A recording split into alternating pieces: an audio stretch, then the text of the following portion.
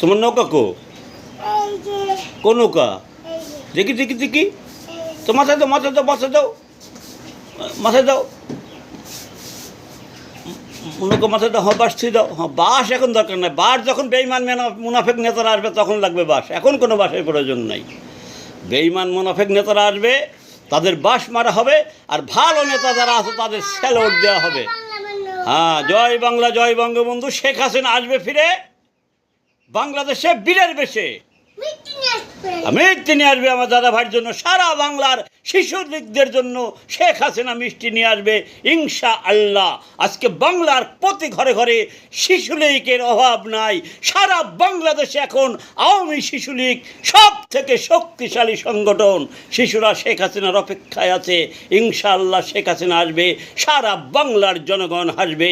আওয়ামী লীগের মুনাফেক বেঈমান নেতারা বাংলার প্রথম হাতিয়ার বাস খাবে।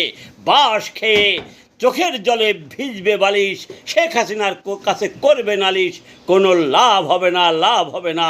শেখ হাসিনা বলবে ঠিক করেছো, ঠিক করেছো, ঠিক করেছো, ওদের বাস মেরেছো।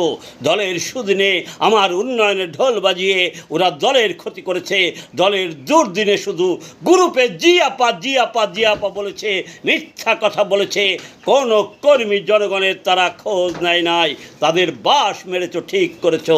দাদা হাতে কি বাস? এই বাসলে কি করবো? হ্যাঁ, বেঈমানিক মারবে।